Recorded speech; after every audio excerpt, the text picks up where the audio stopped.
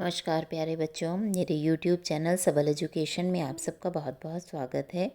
आज की कक्षा में हम हिंदी इलेक्टिव कक्षा 11 की महादेवी जी द्वारा रचित कविता सब आँखों के आंसू उजले, इस कविता का सस्वर वाचन करते हुए इसका भावार्थ आपको समझाएंगे।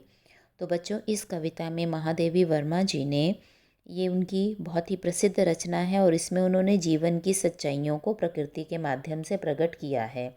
कविता में उन्होंने स्पष्ट किया है कि सभी के अस्तित्व में कुछ विशेष गुण होते हैं जो उन्हें एक दूसरे से अलग करते हैं। हर कोई अपने कर्तव्य का पालन करता है, हर किसी के सपने में सच्चाई है और इस सारी प्रकृति को चलाने वाला परमपिता परमात्मा है।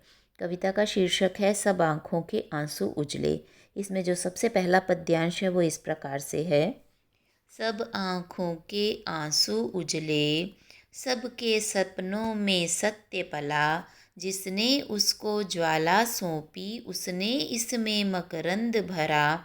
आलोक लुटाता वह घुल घुल देता, झर यह सौरभ बिखरा। दोनों संगी एक पथ एक, किंतु कब दीप जला कब फूल खिला।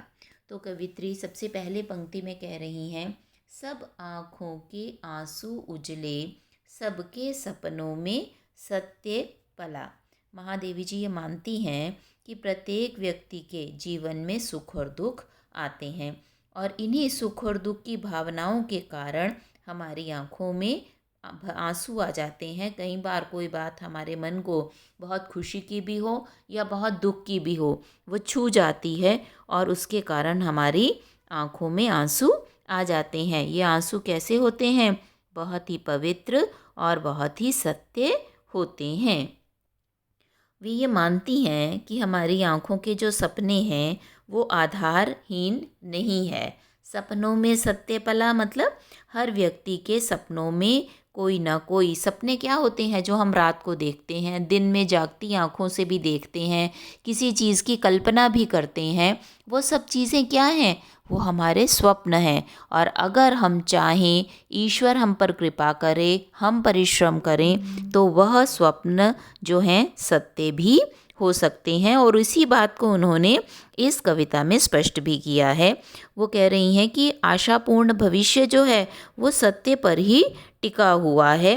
ये आँखें इन सपनों को देखती हैं और उसी पीड़ा में ये आंसू भी बहाती हैं। तो फिर से हम इस पंक्ति को पढ़ते हैं। सब आँखों के आंसू उजले, सबकी आँखों में जो आंसू है वो कैसे हैं? उजले हैं, सत्य हैं। सबके सपनों में सत्य पला। और जो भी व्यक्ति जो भी स्वप्न देख रहा है वह अगर चाहे तो अपने सपने को हकीकत में, सच्चाई में, सत्य में बदल सकता है। आगे वो कह रही हैं, जिसने उसको ज्वाला सौंपी उसने इसमें मकरंद भरा। अब इन पंक्तियों में वह ज्वाला की बात करके दीपक की बात कर रही हैं और मकरंद की बात करके फूलों की बात कर रही हैं। ज्वाला का अर्थ है प्रकाश, मकरंद का अर्थ है खुशबू, आलोक का अर्थ है प्रकाश और सौरभ का अर्थ है सुगंध। तो वो कह रही हैं, किसने इसको ज्वाला सौंपी? जिसने, वह परम पिता परमात्मा, जिसने इस दीपक को ज्वाला दी और फूलों को क्या दिया? मकरंद भरा, फूलों में खुशबू भर दी। आलोक लुटाता वह घुल घुल, वह दीपक अपनी बाती को जलाता जाता है लेकिन संसार का भला करता है, सारे संसार को प्रकाश देता है, जबकि क्या है? वो खुद घुलता जाता है। और फूल क्या करता है?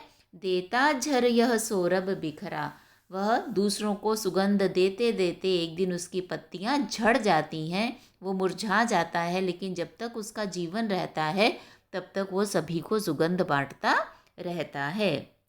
दोनों संगी पथ एक, किंतु दोनों साथी हैं, संगी मतलब साथी हैं, पथ एक, दोनों का रास्ता भी एक है। रास्ता एक कैसे है? दोनों दूसरों की भलाई में ही लगे हुए हैं। किंतु कब दीप खिला कब फूल जला, लेकिन दोनों अपना अपना कार्य कर सकते हैं। अगर वो चाहें तो एक दूसरे का काम नहीं कर सकते। दीपक जो है वो सुगंध नहीं फैला सकता और फूल जो है वो प्रकाश नहीं दे सकता। तो ईश्वर ने हर किसी का काम नियत कर दिया है, निश्चित कर दिया है, और यह प्रकृति उसी के अनुसार चलती है। दीपक प्रकाश देने का काम करता है और फूल सुगंध देने का काम करते हैं। तो परमात्मा ने सभी के कार्यों को निर्धारित कर दिया है। अगर व्यक्ति चाहे भी तो भी वह अपने कार्यों को बदल नहीं सकता। हर व्यक्ति की अपनी एक विशेषता है जो उसे दूसरे व्यक्ति से भिन्न बनाती है। अगला पद्यांश है, वह अचल धरा को भेंट रहा, शत शत निर्झर में हो चंचल, चिरपिर परिधि बना भूको घेरे, उसका नित उर्मिल करुणा जल, कब सागर उर्पाषाण हुआ, कब गिरिने निर्मम तन बदला। अब इन पंक्तियों में कवित्री पर्वत और झरने, समुद्र जो अपार जल की राशि है, उनके स्वभाव के बारे में बता रही हैं। सबसे पहली पंक्तियों में वो कह रही हैं, वह अचल धरा को भेंट रहा। वह अचल, अचल मतलब जो चलायमान नहीं है, धरा मतलब पृथ्वी, शत शत सैकड़ों, निर्झर झरनों के रूप में चंचल होकर, तो वह पर्वत इस धरा से, इस पृथ्वी से भेंट कर रहा है। कैसे कर रहा है भेंट? अपने सैकड़ों झरनों के द्वारा। वह पर्वत अपने अंदर से सैकड़ों झरने बहाकर इस धरती को उपहार दे रहा है। पर्वत कैसा है? अचल है। पर्वत को आपने कभी चलते हुए नहीं देखा होगा। पर्वत अचल है और झरने कैसे हैं? चंचल हैं, चलायमान है। पर्वत अचल बनकर धरती से भेंट कर रहा है और सैकड़ों झरने जो हैं वो चंचल बनकर इस धरती पर बिखर रहे हैं चारों ओर।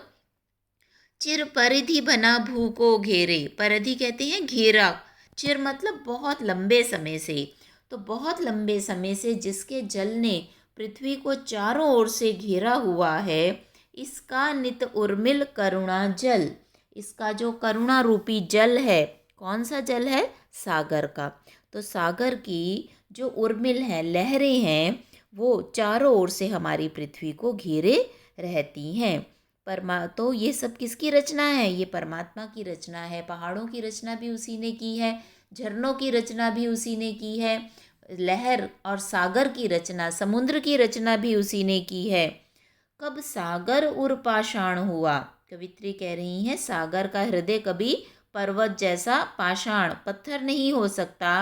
कब गिरि ने निर्मम तन बदला, और कभी पहाड़, गिरि मतलब पहाड़, निर्मम मतलब कठोर, और पहाड़ ने अपना कठोर कभी समुद्र के जल के समान निर्मल नहीं किया है। वह कठोर है तो कठोर ही रहता है।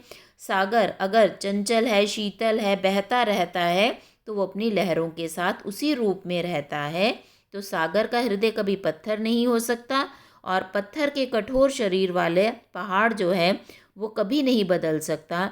दोनों का अपना अलग अलग स्वभाव है, और यही जीवन का सत्य है। सभी अपने अपने स्वभाव पर अडिग रहते हैं। यही उस परमपिता सर्वशक्तिमान परमात्मा की प्रकृति के गुण हैं, जो कि सत्य हैं, और इस सत्य को कोई बदल नहीं सकता। अगला पद्यांश है, नभ तारक सा खंडित पुलकित, वह क्षुरधारा को चूम रहा, वह अंगारों का मधुरस पी, केशर किरणों सा झूम रहा, अनमोल बना रहने को कब, टूटा कंचक हीरा पिघला। तो इन पंक्तियों में महादेवी वर्मा जी ने हीरे और सोने के माध्यम से जीवन के सत्य को समझाने का प्रयास किया है। वे कहती हैं, नभ तारक सा, नभ मतलब आकाश, नभ के तारे सा, नभ के जैसे आकाश से, तारे से, खंडित मतलब टूटा हुआ हो। तो आकाश के तारे जैसी चमक जो है वो किस में पाई जाती है? हीरे में पाई जाती है। और ये चमक उसमें कब आती है? यह क्षुरधारा को चूम रहा, क्षुर मतलब छुरा, जब छुरे की धार से उसे तराशा जाता है, तो उस तराशने से, पहले तो बच्चों हीरा एक साधारण पत्थर होता है, लेकिन जब उसे बार बार छुरे की धार से तराशा जाता है, तो तराशने से उसमें एक अद्भुत चमक पैदा हो जाती है, जो अंधेरी जगह पर भी प्रकाश का काम करती है। तो कवित्री कह रही हैं कि तेज धार वाले छुरे से तराशे जाने पर हीरे में बहुत ज़्यादा चमक आ जाती है। वह अंगारों का मधुरस पी केशर किरणों सा झूम रहा। और दूसरा उदाहरण यहाँ सोने का दिया है। सोने को चमकाने के लिए क्या किया जाता है? उसे अंगारों के ऊपर पिघलाया जाता है। तो वो कह रही हैं कि वह अंगारों पर पिघलते हुए भी प्रसन्न है और उस गर्म आग में तपकर केसर किरणों सा झूम रहा। वो केसर की किरणों के समान कांतिमान सुनहरा हो जाता है। और सोना क्या है? आग में तपकर मानो अंगारों के मधुर रस को पीता रहता है, लेकिन शिकायत नहीं करता। फिर दोनों के स्वभाव में अंतर क्या है? अनमोल बना रहने को कब टूटा कंचक हीरा पिघला। वो कहते हैं अपनी अपनी श्रेष्ठता, एक दूसरे से अधिक श्रेष्ठ बनने के लिए ना तो हीरा जो है वो कभी अंगारों में पिघलता है और ना ही कभी सोने को छुरे से तराशा जाता है। सोना कभी भी हीरे की तरह अनमोल बनने के लिए ना तो टूटता है और ना ही तराशना स्वीकार करता है, और हीरा कभी भी सोने जैसी चमक पाने के लिए आग में तपना स्वीकार नहीं करता। दोनों का काम करने का रास्ता, दोनों का मार्ग जो है वो अलग अलग है, दोनों का स्वभाव अलग अलग है, दोनों अपनी जगह अनमोल हैं और यही जीवन का सत्य भी है। अगला पद्यांश है, नीलम मरकत के संपुट दो जिनमें बनता जीवन मोती, इसमें ढलते सब रंग रूप उसकी आभा स्पंदन होती, जो नभ में विद्युत मेघ बना वह रज में अंकुर हो निकला। अब यहाँ पर नीलम जो है बहुमूल्य पत्थर है, नीले रंग का होता है। मरकत कहते हैं बेटा पन्ना को, जो हरे रंग का पत्थर होता है। संपुट कहते हैं एक पिटारी को, या जैसे दो, एक ऊपर और एक नीचे सीप जिस तरह से होती है उसको भी संपुट कहा जाता है। तो यहाँ कवित्री ने प्रकृति चित्रण करते हुए नीलम और मरकत बहुमूल्य पत्थरों को, नीलम को आकाश का प्रतीक बताया है और मरकत को हरी भरी घास से भरी मैदानों वाली इस पृथ्वी का प्रतीक बताया है। तो वो कह रही है जिस तरह से सीप के अंदर बंद होकर मोती का निर्माण होता है, जीवन का निर्माण होता है, बहुमूल्य मोती बनता है, उसी तरह से आकाश रूपी नीलम और धरती रूपी पन्ने के बीच में यह मनुष्य का जीवन भी पलता और बढ़ता है। इस जीवन रूपी मोती का निर्माण होता है। इसमें ढलते सब रंग रूप, और सब प्रकार के रंग रूप और छटाएं इस नीलम और मरकत की पेटी के अंदर ही विकसित होती हैं, और इसी में मोती की आभा एक प्रकार की क्या करती है? स्पंदन, हलचल पैदा करती है। इसी में जीवन का निर्माण होता है। जो नभ में विद्युत मेघ बना, अब यहाँ बता रही हैं पानी एक है, लेकिन उसके ईश्वर की कृपा से किस तरह के रूप हो जाते हैं। ये ईश्वर की ही शक्ति है कि भूमंडल से जो पानी भाप बनकर ऊपर जाता है वो क्या बन जाता है? बादल बन जाता है। और उन बादलों के टकराने से किसकी रचना होती है? विद्युत की, बिजली चमकती है। और वही बादल का पानी जब वर्षा के रूप में पृथ्वी पर गिरता है तो रज, मिट्टी में से क्या होता है? अंकुर बनकर बाहर निकलता है। आपने सबने ये परंपरा तो देखी है ना, जब बादल की से वर्षा होती है तो उसी से ज़मीन के अंदर जो बीज पड़े हुए होते हैं वो अंकुर के रूप में फूट कर बाहर निकलते हैं और उनसे पौधों की रचना हो जाती है, वनस्पति की रचना हो जाती है। तो कवित्री यही कह रही हैं कि उसी वर्षा से रज, मिट्टी से नव अंकुर, नया पौधा फूटता है, बाहर निकलता है। और ये सारा सौंदर्य किससे है? उस ईश्वर के द्वारा ही ये सारा सौंदर्य बिखेरा गया है। सारी सृष्टि का रचनाकार, हमारा जीवन दाता, इस संसार में जो कुछ भी हो रहा है वह उस सर्वशक्तिमान परमात्मा की इच्छा से ही हो रहा है। अंतिम पद्यांश है, संस्कृति के प्रतिपग में मेरी सांसों का नव अंकन चुन लो, मेरे बनने मिटने में नित अपनी साधों के क्षण गिन लो, जलते खिलते बढ़ते जग में, घुलमुल एकांकी प्राण चला, सपने सपने में सत्य ढला। तो महादेवी जी इन पंक्तियों में कह रही हैं संस्कृति। संस्कृति का तात्पर्य है संसार, कि यह सारा संसार कार्य व्यवहार उस ईश्वर की कृपा से ही चल रहा है। वो कहती क्या है, सांसों का नव अंकन चुन लो, इस सारे संसार में पग पग पर मैं हे ईश्वर आपकी दी हुई सांसों से ही जीवन धारण कर पाई हूँ। मैं प्रतिपल मेरे बनने मिटने में नित नित प्रतिदिन मेरे बनने मिटने में, मेरे जीवन में जो भी अच्छे क्षण आए या बुरे क्षण आए, जीवन में सुख दुख जो भी आए, मैंने क्या किया, अपनी साधों के क्षण गिन लो। साध मतलब इच्छा, आपकी इच्छा के अनुसार ही मैंने अपना जीवन यापन किया है। जलते खिलते बढ़ते जग में, जलते मतलब दीपक की तरह जलना, खिलते फूल की तरह खिलना, बढ़ते जग में नदी की तरह निरंतर बहते जाते हुए, अर्थात हर परिस्थिति में जग में घुलमिल एकाकी प्राण चला। ये मेरा जो प्राण है, मेरा जो जीवन है, ये इस संसार के हर कार्य व्यवहार में घुला मिला रहा, लेकिन अब मेरे जीवन का अंत समीप आ गया है, तो अब मेरे प्राण कैसे जाएंगे, बिल्कुल एकाकी प्राणों के चलने का समय आ गया है। सपने सपने में सत्य ढला, लेकिन अपनी जीवन यात्रा के माध्यम से मैंने ये जान लिया कि जीवन के प्रत्येक स्वप्न में सत्य निहित रहता है। अर्थात जीवन का सत्य क्या है, जो हमारे स्वप्न हैं वही सत्य बनकर हमारे जीवन को रोमांचित करते हैं। यह सारी पृथ्वी और सर्वशक्तिमान ईश्वर के द्वारा चलायमान है और संसार की सभी कल्पनाओं और संभावनाओं को हम हकीकत में बदल सकते हैं, क्योंकि हम जो भी सपने देखते हैं उन सपनों में थोड़ी बहुत सच्चाई अवश्य ही छिपी रहती है।